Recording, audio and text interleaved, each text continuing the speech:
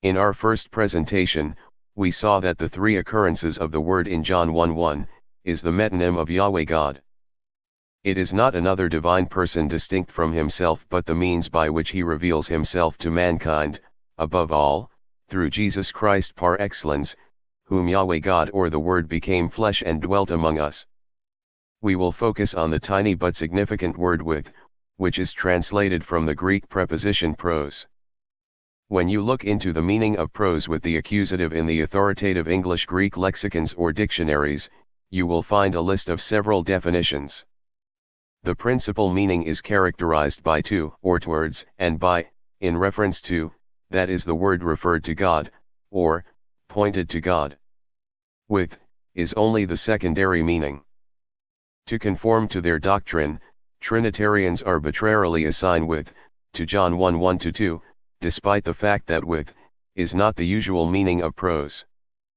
There are in fact three other Greek prepositions, sin, or, meta, or, para, which are more commonly used for conveying the idea of with. If John had intended to express the idea with, as the Word was with God, he would have used one of these three prepositions instead. The use of the primary or secondary meaning to translate pros, also affects the flows of John 1:1. Let's compare the two translations side by side, one with the primary meaning, referred to, and another using English Standard Version which translates pros as, with. If you look at the first translation, the word God is used consistently in line B as in line C. It gives the whole verse its natural flow and progression, with line B leading naturally to line C.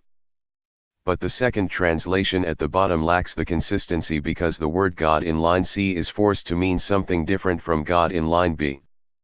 It makes no sense to say the Word was with God and at the same time the Word was God. When John 1:1 is translated in the Trinitarian way as in most Bibles, a logical conflict arises between clause B and clause C. Trinitarians are aware of the conflict. While some acknowledge it is impossible to reconcile logically and you should just accept it, others attempt to resolve the conflict. To do so they change the meaning of God or theos in clause C to God's essence and make that clause to mean the Word was in one essence with God, thereby depersonalizing the term God into a divine quality or nature, instead of referring to Yahweh God himself as in clause B. Such efforts to resolve the conflict led to the need for Trinitarians to use non-biblical terms to explain their respective interpretations of John 1:1 and even John 1:14, terms such as Trinity, Godhead, God the Son, substance, homoousios etc.